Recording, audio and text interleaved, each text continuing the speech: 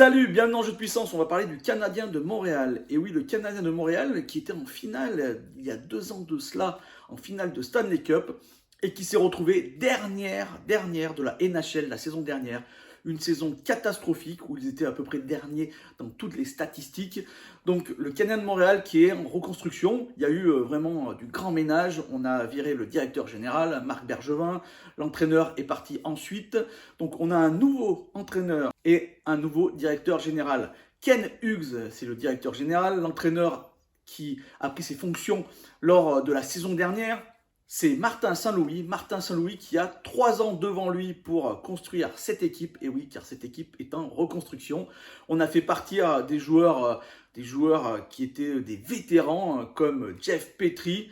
Shea Weber est parti lui aussi, même s'il ne pouvait plus jouer, on s'est débarrassé de son contrat. Et on a appris que Carey Price ne pourrait pas jouer cette saison et c'est sûrement la fin de sa carrière.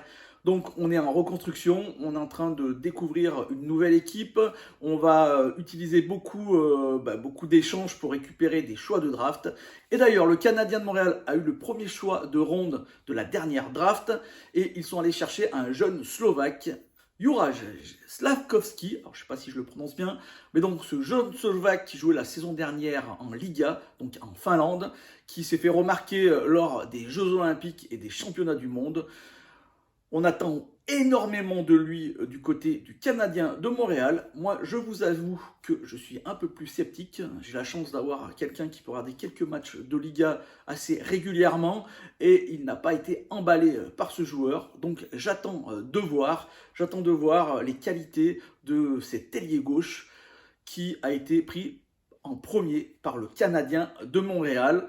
Donc moi, tant que je ne l'ai pas vu jouer, je ne vais pas faire d'analyse sur ce joueur. Mais bon, dans cette reconstruction, on est quand même parti pas mal. On a décidé de donner le capitanat à Nick Suzuki, un jeune joueur qui est vraiment très très fort, qui a montré de très très belles choses et qui va jouer sûrement avec Cole Caulfield, lui aussi un jeune joueur qui a montré qu'il pouvait marquer beaucoup de buts.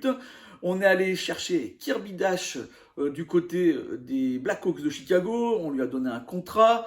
Comme je vous l'ai dit, on a fait partir Jeff Petrie. On a fait aussi partir un jeune défenseur du côté des Islanders, Romanov. J'avoue que je ne saisis pas trop pourquoi, vu qu'on est en reconstruction, sûrement pour récupérer des choix intéressants. Et ensuite, on est allé chercher aussi Sean Monahan, mais là, on n'est pas allé le chercher pour le joueur, on est allé le chercher pour récupérer encore une fois des choix de draft.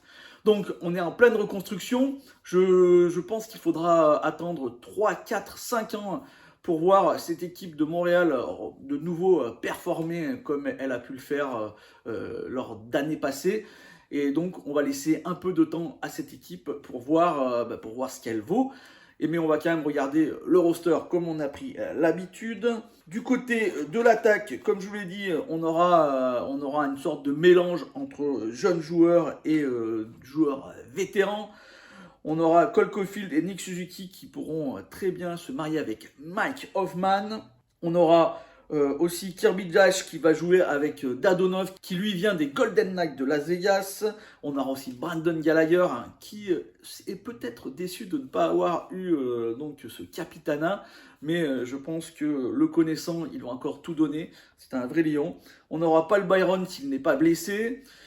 Donc Sean Monahan, vous ne le voyez pas dans le roster parce qu'il pour l'instant il est blessé, il ne va sûrement pas débuter la saison. Encore beaucoup de vétérans dans cette équipe, il va falloir vraiment reconstruire. En défense, c'est un peu la même chose en défense, même si on a beaucoup d'espoirs qui peuvent commencer cette saison. C'est peut-être pour ça que Romanov est parti. On a 3 jeunes joueurs. Justin Barron, 20 ans, qui pourrait jouer du côté droit. On a besoin de défenseurs de ce côté-là, du côté du Canadien de Montréal. On a Jordan Harris qui, lui, a déjà joué 10 matchs avec le Canadien de Montréal et qui sera sûrement titulaire la saison prochaine, en début de saison. Il a déjà marqué un but avec le Canadien, il a joué déjà donc 10 matchs. Et on verra peut-être Kaiden Culey, 20 ans lui aussi, qui commencera peut-être cette saison.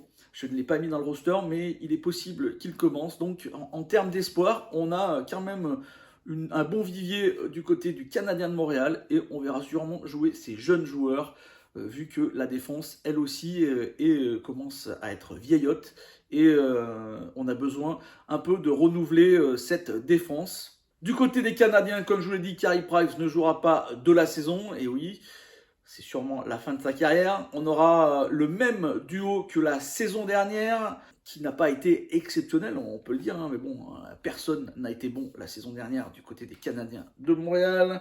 On a Jack Allen qui sera le gardien numéro 1 et qui partira avec cet objectif. Il sera secondé par Samuel Montembeault, qui a signé un contrat de 2 ans, et on verra sûrement jouer de temps en temps le jeune joueur Kaiden Primo, qui viendra de Laval pour, s'il y a des blessures, du côté des gardiens, des 2 gardiens qui seraient les gardiens titulaires. Mes prédictions donc pour cette équipe du Canadien de Montréal, donc mes prédictions, elles ne sont pas vraiment roses pour cette équipe. Je pense qu'ils vont avoir beaucoup de mal, surtout que cette division atlantique est, ma foi, très très compétitive avec des très très bonnes équipes. Et je pense que le Canadien de Montréal n'est pas encore prêt pour aller affronter ces équipes et pour aller chercher une place en play-off. Je pense qu'encore une fois, ça va être un peu une année difficile pour les fans, mais on commence à avoir un début de reconstruction, donc il va falloir regarder ces jeunes joueurs en défense comme en attaque pour voir ce qu'ils peuvent donner dans l'avenir et petit à petit changer, faire sortir des vétérans du roster pour faire entrer de jeunes joueurs qu'on aura récupérés en choix de draft.